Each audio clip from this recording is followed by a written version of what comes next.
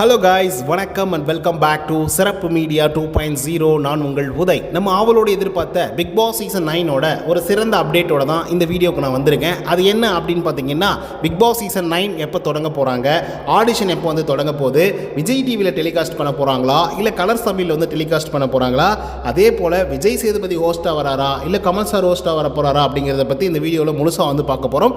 So இந்த வீடியோக்கு போகிறதுக்கு முன்னாடி நம்மளோட சேனலை சப்ஸ்கிரைப் பண்ணாதவங்க சப்ஸ்கிரைப் பண்ணி வச்சுக்கோங்க. பக்கத்தில் ஒரு பெல் ஐக்கான் இருக்கும், அதையும் ப்ரெஸ் பண்ணி ஹாலில் போட்டுக்கோங்க. அப்போ தான் நாங்கள் அப்டேட் பண்ணுற ஒவ்வொரு வருஷம் உங்களுக்கு நோட்டிஃபிகேஷன் வந்து சேரும். அதை தாண்டி இந்த வீடியோக்கு குறைஞ்சபட்சம் ஒரு 1000 லைக் நான் எதிர்பார்க்குறோம். ஸோ லைக்கை போடுங்க, வீடியோ பாருங்கள். வாங்க இன்று வீடியோக்குள்ள வந்து போகலாம். Bigg Boss season 9 official launching date அப்படின்னு சொல்லி பார்க்கும்பொழுது அக்டோபர் மாதம் 5ஆம் தேதி வந்து லான்ச் பண்ண போகிறாங்க. இதுக்கு முன்னாடி எல்லாம் ஜூன் ஜூலையில் ஆரம்பிச்சுட்டு இருந்தாங்க, குறிப்பாக சீசன் 1, சீசன் 2, சீசன் 3 எல்லாமே. அதுக்கப்புறம் கொரோனா வந்துச்சு இல்லையா, அதுக்கப்புறமா வந்து பார்த்திங்கன்னா அக்டோபர் மாதத்துக்கு வந்து தள்ளி வச்சுருந்தாங்க. அது மட்டும் இல்லாமல் அதுக்கிடையில் வந்து குக் வித் கோமாளி அப்படிங்கிற சீசன்ஸ் எல்லாம் வர ஆரம்பிச்சு அது பயங்கரமாக ஹிட் ஆகிடுச்சு. ஓகே, இப்போ பிக் பாஸை தனியாக வச்சுப்போம், குக் வித் கோமாளியை தனியாக வச்சுப்போம் அப்படின்னு சொல்லி பிரிக்கவும் முடியாமல் ஒன்றா சேர்க்கவும் முடியாமல் ரொம்ப கஷ்டப்பட்டு குக் வித் கோமாளியை தனியாகவும் பிக் பாஸை தனியாகவும் வந்து பார்த்திங்கன்னா வச்சுக்கிட்டு இருந்தாங்க. எப்பயுமே பிக் பாஸ் முடிஞ்சதுக்கு அப்புறம் தான் குக் வித் கோமாளி வரும். அதே மாதிரி குக் வித் கோமாளி முடிஞ்சதுக்கு அப்புறம் தான் பிக் பாஸ் வந்து வரும். ஸோ அதனால் நீங்கள் ரொம்ப நாள் வெயிட் பண்ண வேண்டிய அவசியம் இல்லை. எப்போ குக் வித் கோமாளி முடியும் அப்படின்னு சொல்லி பார்த்துட்டு இருந்தீங்கன்னாவே தெரிஞ்சிடும். குக் வித் கோமாளி முடிஞ்சு அடுத்து ஒரு வாரமோ 2 வாரத்துலேயும் வந்து பார்த்திங்கன்னா இந்த பிக் பாஸ் சீசன் 9 வந்து தொடங்க போகுது. பிக் பாஸ் சீசன் 9 ஆடிஷன் தொடங்கிடுச்சா அப்படின்னு கேட்டிங்கன்னா கண்டிப்பாக தொடங்கிடுச்சு அப்படின்னே வந்து சொல்லலாம். பட் அஃபிஷியலாக இன்னும் தொடங்கவில்லை. அவங்கக்கிட்ட பர்சனலாக பேசிகிட்டு இருக்கலாம் மேபி.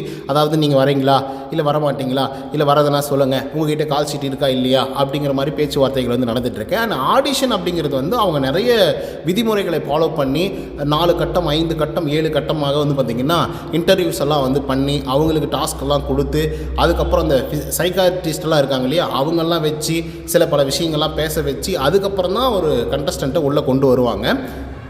ஸோ அதனால் அதுக்கு இன்னும் நிறைய டைம் எடுக்கும். அண்ட் இப்போ வந்து பார்த்திங்கன்னா அந்த ஃப்ராடு ஆடிஷன் கண்டஸ்டன்ட்லாம் வந்து தேர்ந்தெடுக்கிற மாதிரி வந்து சொல்லிட்டு இருக்காங்களாம். ஸோ அதனால் பணம் கொடுத்து யாரும் ஏமாறாதீர்கள் அப்படின்னு சொல்லி விஜய் டிவி சைட்லேருந்தே வந்து பார்த்திங்கன்னா அஃபிஷியலான நியூஸஸ் எல்லாம் வந்து வந்திருந்தது. ஸோ அதனால் நீங்கள் பிக் பாஸ் வீட்டுக்குள்ளே போகணும் அப்படின்னு சொல்லி மேபி நீங்கள் கனவு கூட காணலாம். ஆனால் திடீர்னு ஏதோ ப்ராடக்ட்டை மாட்டிக்கிட்டீங்க அப்படின்னா உங்களுடைய பணத்தெல்லாம் நீங்கள் இழக்கிறதுக்கான வாய்ப்புகள் வந்து நேரிடும் அப்படிங்கிறத எங்களுடைய சேனல் மூலமாகவும் சொல்லிக்கிறோம். அதை தாண்டி நீங்கள் பிக் பாஸ் வீட்டுக்கு நான் போயே தீருவேன் அப்படின்னு சொல்லி நீங்கள் நினச்சிங்கன்னா தயவுசெய்து பிக் பாஸோடைய அப்டேட் வர வரையும் வெயிட் பண்ணுங்கள். ஏன்னா தெலுங்கில் வந்து ஒரு அப்டேட் வந்து கொடுத்துருக்காங்க. பொதுமக்களாகி நீங்களும் வந்து பிக் பாஸ் வீட்டுக்குள்ளே பங்கேற்கலாம், ஆடிஷன்ஸ் அட்டன் பண்ணுங்கள் அப்படின்னு சொல்லி ஒரு அஃபிஷியலான வெப்சைட் வந்து சொல்லியிருந்தாங்க. அந்த மாதிரி தமிழ்லையும் இந்த சீசனில் ஏதாவது கொண்டு வர போகிறாங்களா அப்படின்றத வெயிட் பண்ணி பாருங்கள். அப்படி தமிழ் எனக்கு ஒத்து வரலைனாலும் தெலுங்குக்கு போகிறோம் அப்படின்னு நினச்சாலையும் அங்கே போய் நீங்கள் அப்ளை பண்ணி ஆடிஷன் அட்டன் பண்ணுறது பெஸ்ட்டாக இருக்கும். அடுத்ததாக விஜய் டிவியா கலர்ஸ் டிவியா அப்படிங்கிற ஒரு பெரிய கேள்வி. விஜய் டிவி அப்படின்னு எடுத்துக்கிட்டோம்னாவே செம்ம ஃபன்னான டிவி, ரொம்ப யங்ஸ்டர்ஸ் எல்லாம் பார்க்கக்கூடிய டிவி அப்படின்னே வந்து சொல்லலாம். குறிப்பாக அதில் Bigg Boss, Cook with Comali, KPY அப்படின்னு சொல்லி பயங்கர பாப்புலரான ஷோஸ் எல்லாம் வந்து இருந்துகிட்ருக்கு ஆல்ரெடி. ஸோ அதனால் Vijay TV already hot star வாங்கிட்டாங்க. ஸோ அதனால் பிக் பாஸையும் வந்து அவங்க எடுத்துகிட்டு போய் கலர்ஸ் தமிழில் தான் கொண்டு போய் சேர்ப்பாங்க அப்படின்றது வந்து இப்போ வரைக்குமே அஃபிஷியலாக கன்ஃபார்ம் ஆகலை. கண்டிப்பாக வந்து விஜய் டிவியில் தான் அதை வந்து ஷோ பண்ண போகிறாங்க. ஏன்னா அவங்க ஒரு சேனலை வாங்கிட்டாங்க அப்படின்றதுக்காக அந்த சேனலை டேமேஜ் பண்ணி இன்னொரு சேனலை வந்து டெவலப் பண்ண வேண்டிய அவசியம் இல்லை. ஆல்ரெடி நல்லா டெவலப் ஆகி இருக்கக்கூடிய சேனலை வளர்த்தாலே போதும், வளர்க்க கூட தேவையில்லை, சும்மா பார்த்துக்கிட்டாலே போதும் அப்படிங்கிற மாதிரி ஒரு சுச்சுவேஷனில் தான் வந்து இருந்துட்டு இருக்காங்க. அதனால் கலர்ஸ் தமிழுக்கு போகிறதுக்கான வாய்ப்புகள் இல்லை அப்படிங்கிறது உண்மை. அடுத்ததாக ஹோஸ்ட், இது மிகப்பெரிய பஞ்சாயத்து அப்படின்னே வந்து சொல்லலாம். ஏன்னா யூடியூப்பை திறந்தாலே விஜய் சேதுபதிலாம் இதுக்கப்புறம் கிடையாது, சிம்பு தான் வரப்போகிறாரு அப்படின்னு சொல்லி ஒரு சிலரும், அதே போல் சிவகார்த்திகேயன் தான் வரப்போகிறார் அப்படின்னு சொல்லி இன்னொரு சிலரும், அதுக்கப்புறம் ஆண்டவர் தான் வரப்போகிறார் அப்படின்னு சொல்லி இன்னொரு சிலரும் வந்து பேசிகிட்டு இருக்காங்க. இதுக்கு இடையில் இல்லை விஜய் சேதுபதி நல்லா தான் பண்ணார், அவரே வருவார் அப்படின்ற மாதிரியும் நிறைய பேர் வந்து பேசிகிட்டு இருக்காங்க, வீடியோவும் பதிவு பண்ணிட்டு இருக்காங்க. பட் இதெல்லாம் ஒரு பக்கம் இருக்கட்டும்.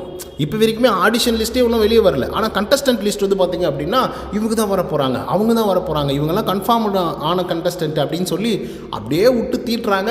நிறைய பேர் பார்க்கவும் செய்கிறாங்க. பட் அதெல்லாம் எங்கே போய் முடிய போகுதுன்னு சுத்தமாக எனக்கு வந்து தெரியவே இல்லை. பட் இப்போ ஹோஸ்ட் அப்படின்னு சொல்லி பார்க்கும்பொழுது கமல் சார் வந்து பயங்கரமான ஒரு லெட்டர் எழுதி இதுக்கப்புறம் நான் வந்து பிக் பாஸ்க்கு நான் வருவேனா அப்படிங்கிறது டவுட்டு. நான் இப்போ ரொம்ப பிஸியாக இருக்கேன், அதனால் இந்த சீசனில் வரமாட்டேன் அப்படிங்கிற மாதிரி வந்து சொல்லியிருந்தாப்புல. ஸோ அதை தொடர்ந்து தான் விஜய் சேதுபதி அவர்கள் வந்து ஹோஸ்ட்டாக, அதுவும் கடைசி மினிட்ல தான் வந்து பார்த்திங்கன்னா விஜய் சேதுபதி அவர்களை ஹோஸ்ட்டாக வந்து பதிவு பண்ணாங்க அப்படின்னே வந்து சொல்லலாம், அறிமுகப்படுத்தினாங்க. பட் விஜய் சேதுபதியும் ஓரளவுக்கு நல்லா பண்ணார். ஆரம்ப காலகட்டத்தில் அப்படி இப்படி கொஞ்சம் முன்ன பின்ன இருந்தாலும் கூட அதுக்கப்புறம் வந்து பயங்கரமாக ஸ்டேபிள் பண்ணி சூப்பராக வந்து ஸ்கிரிப்டை வந்து பயங்கரமாக வந்து உபயோகப்படுத்திட்டார் அப்படின்னு வந்து சொல்லலாம். ஸோ அதனை தொடர்ந்து விஜய் சேதுபதி சேதுபதி அவர்கள் தான் இந்த வருஷத்துலையும் இந்த சீசன்லேயும் ஹோஸ்ட்டாக வர போகிறாரு. ஏன்னா லாஸ்ட் சீசனில் ஃபைனல் ஸ்டேஜ்லேயும் வந்து பார்த்திங்கன்னா ஹையர் அஃபிஷியல்ஸ் எல்லாம் வந்து கன்ஃபார்ம் பண்ணி வந்து சொன்னாங்க அடுத்த சீசனும் இவர் தான் பண்ண போகிறாரு அப்படின்னு சொல்லி. அண்ட் இன்னொரு முக்கியமான விஷயம் என்னென்னா, இப்போ விஜய் டிவியில் வந்து நிறைய பேர் பார்க்குறதே குறைச்சிட்டாங்க. ஏன்னா எல்லாமே ஹாட் ஸ்டார் வந்ததுனால எல்லாமே ஆன்லைனில் பார்க்குறாங்க, 24/7 வந்து பார்த்துட்ருக்காங்க அண்ட் ரிவ்யூஸ் வந்து பார்க்குறாங்கன்னு வச்சுப்போமே. இப்போ கமல் சார் அப்படின்னு சொல்லி போகும்போது கிட்டத்தட்ட 130 கோடி வந்து சம்பளமாக கொடுக்க வேண்டிய அவசியம் வந்து இருக்குது. ஓகேங்களா? ஸோ அப்படி இருக்கும்பொழுது விஜய் சேதுபதி அவர்களுக்கு ஒரு 10 20 கோடி 25 கோடி கொடுத்தாலே போதும் அப்படிங்கிற ஒரு கண்டிஷன் வரும்பொழுது அவங்களுக்கு ப்ரொடக்ஷனாகவே கிட்டத்தட்ட நிறைய பணங்கள் வந்து பார்த்திங்கன்னா மீட்க போகுது. ஸோ அதனாலேயே வந்து பார்த்திங்கன்னா விஜய் சேதுபதி இருக்கட்டும்பா அப்படிங்கிற மாதிரி வந்து இருக்கும். பட் கமல் சார் வந்து மிகப்பெரிய ஒரு ஆளுமை. இத்தனை சீசன் வந்து பயங்கரமாக பண்ணிவிட்டு அதுக்கப்புறம் வெளியே போயிட்டார். அவர் இருந்தால் இன்னும் பயங்கரமாக இருக்கும் அப்படிங்கிறதுல மாற்றுக்கிறது இல்லை. பட் இந்த பொருளாதாரம் அப்படின்னு சொல்லி பார்க்கும்பொழுது விஜய் சேதுபதி பெஸ்ட்டான ஒரு காம்பினேஷனாக இருப்பார் அப்படிங்கிறதுல மாற்றுக்கிறது இல்லை. ஸோ அதனால் விஜய் சேதுபதி அவர்கள் தான் ஹோஸ்ட்டாக வர போகிறாரு. ஸோ இதை பற்றின உங்களோட கருத்துக்கள் என்ன அப்படிங்கிறத கமெண்ட்ஸ் வந்து பதிவு பண்ணுங்கள். ஸோ நிறைய விஷயங்கள் வந்து டிஸ்கஸ் பண்ணியிருக்கோம். உங்களுக்கு என்ன டவுட் இருக்குது அப்படிங்கிறத கமெண்ட்ஸில் பதிவு பண்ணிங்க அப்படின்னா நான் ரிப்ளை பண்ணுவேன். இந்த வீடியோ பிடிச்சிருந்தா லைக் அண்ட் சப்ஸ்கிரைப் பண்ண மறந்துடாதீங்க. இன்னொரு தகவலோட சந்திக்கிறேன். Until then bye from Uday. நன்றி, வணக்கம்.